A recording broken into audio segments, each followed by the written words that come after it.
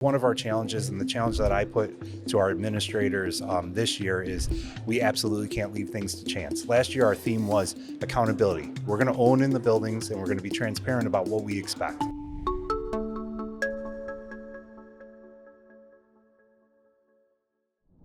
Hello and welcome to another episode of the Powercast. I'm your host, Jeff Pelzel, and today we are joined by Dr.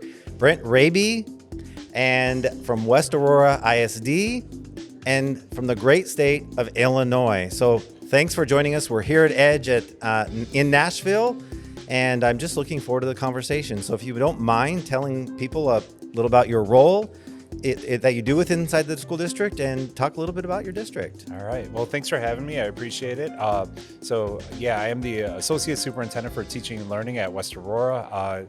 We're just outside of Chicago. It's pretty funny that it's funny you introduced us from Illinois, because usually people from Illinois say they're from like around Chicago. They never mention the state, and sometimes they're like 5 hours away. It's so funny. Right. So it's like the state doesn't exist. So, Chicago is the state. Yeah, pretty much. So, our school district, so we're about 12,500 kids. We speak about 50 different languages. We're actually a world relief hub, which is a whole different set of challenges that I've never experienced in a different position, but it's so cool. Like, we take in kids who speak all different languages. Sometimes they're from refugee camps and things like that. So we have to kind of figure it out, which is interesting. We have 10 elementary schools, 4 middle schools, one really large high school that has about 4,000 people in it on a day-to-day basis. So wow. Just over about 3,000 students and the rest staff. So wow. So it's a really cool place to work, and I've been blessed to work there for the last 11 years, and it's just a really cool place. So what makes it so special for your staff, students, and families? Yeah, when I first got there, it was interesting. I got hired in a very accelerated timeline. I didn't do a lot of research into the district before I even applied. It was within my radius of something I was looking for. And the first parent that introduced themselves as fourth generation Blackhawk. And so it's one of the oldest school districts in the state, and people take a ton of pride. We have a large percentage of our staff, I make the joke, have never left 3 square blocks, because they went to one of the elementary schools, they went to a middle school, the high school, and then they went to Aurora University, which is 3 blocks away, and then they came back and taught for us. So wow. It really does feel like, for Illinois, it's a big school district, but it really feels like a family. And when we talk to our new teachers and we invite people in, we tell them that we're inviting them into the family. It's not just a job. And so people take a lot of pride, and then once they get there, they really just don't leave. So it's a cool place. So. Yeah. Listening to you today on the stage here at Edge, there's a lot of innovation going on in your district. So, talk about, and just pick one thing right now, one initiative or program that you are really proud of that's going on in West Aurora. Yeah, I think I'd love to tell you it's just one initiative, but I think what I'm most proud of is that, we have 1,000 certified staff members. We have about 1,000 classified staff members. And one of the things that we've really tried to do is be ultra transparent with the expectations that we have for people and what we want that student experience to be. And nice. When I got there 11 years ago, our 4 middle schools were on different bell schedules. They had different programs. And one of the things that we've really tried to work through and work collaboratively with our 5 bargaining units, with everybody that's involved, our community, is that the location of your home should not dictate the educational experience you have at West Aurora. And so we really came up with this idea of our classrooms are going to be full of curiosity, complexity, and the joy of learning. And everything we do is based on that foundation. And it takes a long time to get everybody to really kind of understand what that looks like, what it feels like in a classroom, what it sounds like. And now what I always talk, I have a construction background, right? I grew up in a construction family, and I always talk about the foundation is set. We can build the walls now, we can remodel, we can repaint, but nobody's touching the foundation. This is what we believe, and if anything we're going to bring into our system has to be connected to that. So our professional development's connected to that, or the programs we buy, everything we do, our curriculum, everything starts with the question of, does it honor that base level belief structure of what we believe, how we should interact with kids? So yeah, I love that. It's Sounds like there's a lot of focus on the systems and structures of what's going on, but then there's still probably some autonomy around the art and science of teaching and those kind of things that go on in your school district. Yeah, and it's funny that you said that, because one of the things that I used to make the joke of before we started our very complex, elaborate professional learning system, is that I used to walk into classrooms and see like almost anchorman teaching, where they were just felt like they were just reading a script. I was like, you guys paid a lot of money for your degrees. Like, you are trained, certified experts. Like, yes, there is a script, but you're allowed to put your personality into it. You're allowed to put your craft into it. Like, that's the beauty of teaching. That's what you got into it. You didn't get into it just to like follow the manual, right? Sure. Like, granted, we don't want to deviate and have very different experiences, but like, that's a delicate balance that we try to talk with our staff, is like, yes, we expect you to know what you're doing, with the objective of the lesson plans is, but you're also allowed to do some minor tweaks and things based on how you know the kids. I love that you use the term professional learning versus professional development. That's just one thing that struck me as you were talking.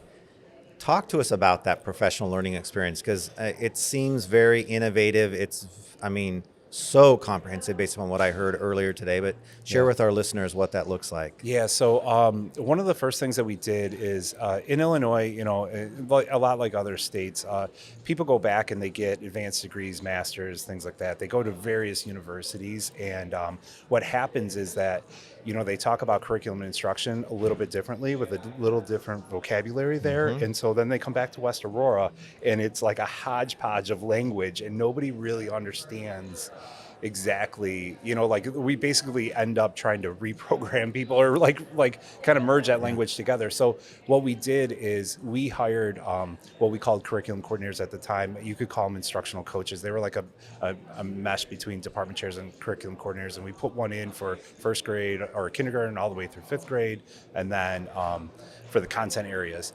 And we asked them to develop a series of classes, so like basically graduate level classes internal.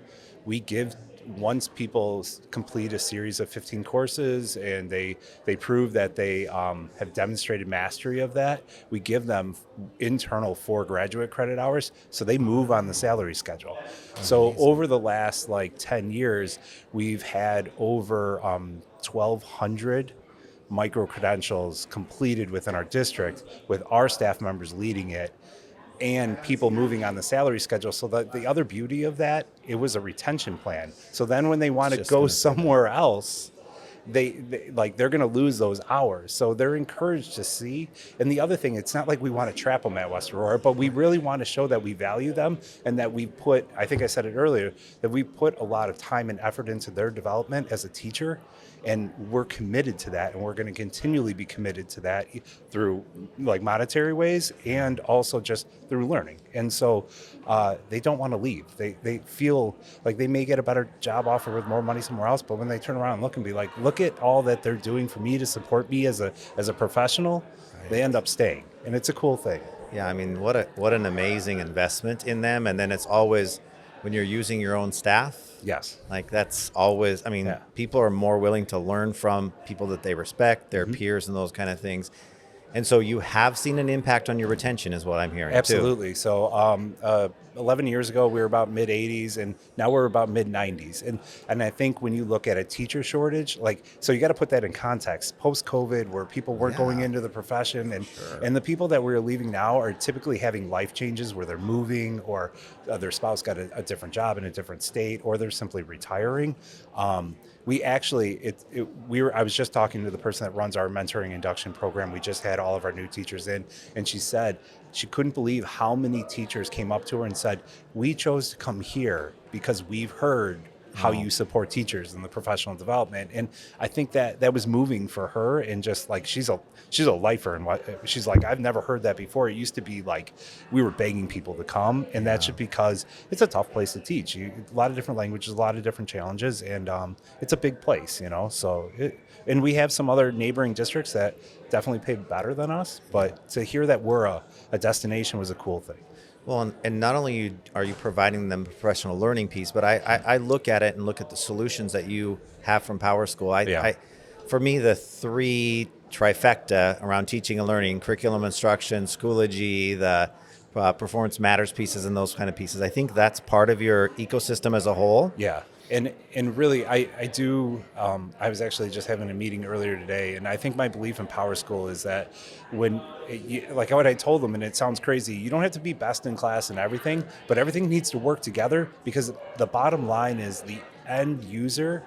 They have to be able to navigate it, because I can buy a Ferrari, but if you can't drive it, what's the point, right? And so that's what I love about PowerSchool, and how we're starting to see Perform and the professional learning pieces, and like we're really excited to launch Insights and Analytics, and seeing all of those things come together. And then even on the parent side with the My PowerSchool Hub, and having parents being a better partner, because they have more access and they can see Schoology, they can see all of this. It feels like it's more cohesive and more holistic about how we're approaching students. And I think the bottom line is, though, when anything you implement, you have to do it right, and you have to do it slow, and you have to make sure that there is a plan there. It's not just like, hey, look, we got this program, go use it.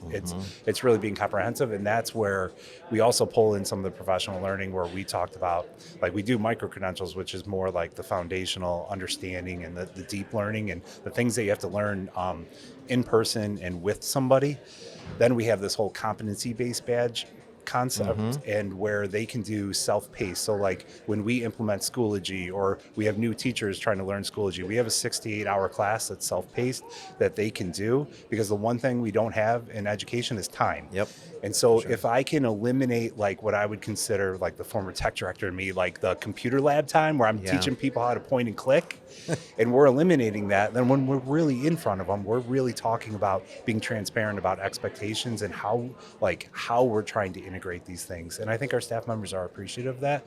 We also compensate them at a minimal cost to do that, but it's well worth every penny of it, because I'm gaining hours back with our staff. For sure. So within those three solutions, and I'm just curious, where are you on the AI journey? Because have you turned on the PowerBuddy component for those? Yeah, we've dabbled with it a little bit this year. We're really trying to, we also have connected intelligence, so we have the PowerBuddy turned on for that. We're really trying to figure out how to make all of that work. I think one of our challenges, and the challenge that I put to our administrators this year, is we absolutely can't leave things to chance. Last year, our theme was accountability. We're going to own in the buildings, and we're going to be transparent about what we expect. And now that we have that, this year is about, I use this analogy all the time, is like we give all kids Tylenol, and then like it doesn't work for everyone. So like some kids are really sick. So what are we doing? And that's where I'm really excited to try to use some of the PowerBuddies, especially around the data and analytics, is that can we really see the return on investments? Which kids should really be working with the reading specialists? Which kids should really be working with our online like tutoring platforms and things like that? Because right now, I honestly, in full transparency, we're not great with that. It's more of a broad stroke for things, and as I feel like budgets are going to get tighter in education, those types of hard questions about, and you've been around long enough to know, once they go into education, it's hard to get rid of them. And like, we've always done this. So we need some real evidence and things like that. So I'm really excited about the PowerBuddy around some of those data and analytics pieces to help us process that. With all the great things that, innovation and things that you have going on in your district, as you're heading into this academic year, what's your top challenge going on in West Aurora from your perspective? And I think that's it. It's really about, we have a lot of stuff, what's working and what's not. And, our time at elementary, we figured out our literacy program just couldn't keep up with the demands of language development. So one of the things that we did, we brought internal, in the state of Illinois, to teach students of a second language, you have to have an ESL certification. So we brought in-house, we partnered with the university to provide that certification through our district, and we paid for all of it. So we have probably the most ESL certified staff members in the state. And so in all of our elementary classrooms, we no longer do like sheltered ESL classes. They're integrated into the general education classroom, because more than likely they have an ESL certified teacher in their classroom. Wow. And so that's a game changer. Our literacy program just couldn't keep up with the language development pieces, because we were trying to write it internally, and I just don't have that type of expertise on staff to do that. Right. So we have just purchased a new curriculum, and we're going to try to roll it out and do it right and support our teachers. And that's a huge lift. Like for the past 2 weeks, I've been sorting boxes basically. Yes. It's my full-time job, and making sure everybody has and we have everything. But You're bringing back some pieces for me right now. yeah, like, oh wait, where's this box? But like, it's all about as soon as the teachers show up on August 12th, that the boxes are in the room, they're ready to go, and that's really our biggest challenge. We did a lot of remodeling at elementary and moving away from our homegrown literacy program to our now kind of store-bought one. So the job of a teacher is just daunting. It's really, really challenging.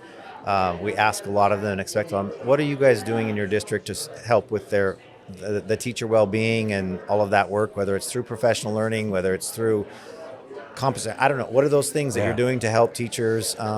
Obviously they're staying. I know you're doing a lot of this badging and those kind of things, but what are anything else that stands out? The first thing is that we show that we actually listen to them. So I'll go back to our literacy program, is that typically if you're an elementary teacher, you're asked to teach science, social science, math, literacy.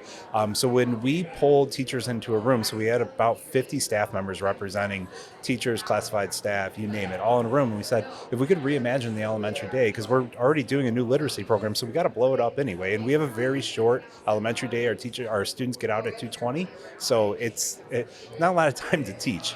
And we asked them, what can we do better? And they said, if you really want us to focus on math and literacy, ask us just to focus on math and literacy. So we actually hired social science specials teachers to pull that out. We have science specials teachers to pull that out. So I don't want to say all, I don't want to minimize it, but we're asking them to focus on two things. So I think those types of conversations and really just being able to deliver on that shows them hey, we're committed. I tell them all the time, the job's not an easy one, and everybody says it gets easier, but it doesn't. It gets more, it's complex. And so, but if we can pull things off their plate and stay focused and stay transparent, and then support them through a very comprehensive induction program, a mentoring program, our professional learning through the comp badges, micro-credentials, ESL cohorts, you name it, it makes it more manageable, not easier, more manageable. Mm-hmm. And you alluded to this earlier. You talked about Perform and professional learning, Perform being the teacher evaluation component.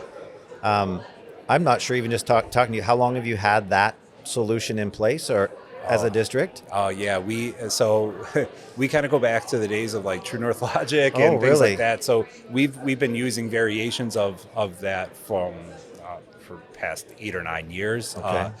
And I think one of the challenges in Illinois, and I can't speak for any other state, is that there used to be a statistic: you have a better chance of being struck by lightning than being fired as a teacher in the state of Illinois. And I know nobody likes to hear that and whatever, but the bottom line is that we really are trying to flip the script on the evaluation about, hey, I'm going to come into your classrooms a couple times, and we're going to have a conversation about what we can do to improve. And we're going to highlight some of the good things, and we're going to highlight some of the things that we may need to think about, but ultimately it's to help you find success in the classroom. Nobody's coming in to be oh, we're going to mark you unsatisfactory and run you out of here, because that doesn't make any sense for us as an investment into that teacher. We've hired them, we've put professional learning into, and so we want them to stay, and we want them to be really effective. And so I think having a platform like Perform that can connect to the PL, and we can kind of say, hey, here are some of the micro credentials you may want to think about to help you support this, and getting it all together starts taking down some of those barriers that it is just the rating, right? And I was a teacher, and you wear that rating, and you own it, because it's such an individualized profession, and it can be such a lonely profession. And so those are the types of things. And even if you do get marked basic or something like that, we come alongside and say, all right, here's what we're going to do to try to fill that gap. And I think people are pretty responsive to that. I can't say everyone, because that just doesn't happen, but we have 1,000 people. But for the most part, we don't see people running for the hills even when they get basics. Yeah. I mean, I think we're in the era right now where we just have to coach people up, whether it's teachers, administrators, classified staff. I mean, it's the staff we have. We need to support them with whatever we can, and I love how you're connecting with professional learning and supporting them to I always said, wherever you are today is just fine, as long as you're not in the same place a year from now. Yep. Now, some are going to make small gains, others are going to make large gains, but just be wherever you're, that growth mindset. That's Yes. what's really important. Yeah. Being reflective is key. Like Yep. you can't be a good teacher without being reflective. So. Yeah. So looking ahead, where do you want West Aurora to be? Let's say 2030, 5 years from now. I would like to be one of the highest performing, highly diverse schools in the state. And I think, I think it's really easy to let barriers become the definition of you as a district. And that what we've put into place and what we've talked about and how we interact with kids and our belief structure around that, there should be no excuses. And our kids should achieve. They should achieve just like every other kid down the street. And if they come in not speaking the language, or if they have had other challenges in their past, it really simply doesn't matter. And that's where I would want to see. I want us on the map where people look at us and say, what did you do? Because it must be working, right? So. Dr. Raby, thank you for the great conversation. It makes me want to work in your district with the work that's going on. I'm just very, very impressed. So thank you for taking the time to join us today. And to our listeners, again, thank you for joining us. We encourage you to subscribe, like, and share this. And until next time, thank you for joining the Powercast.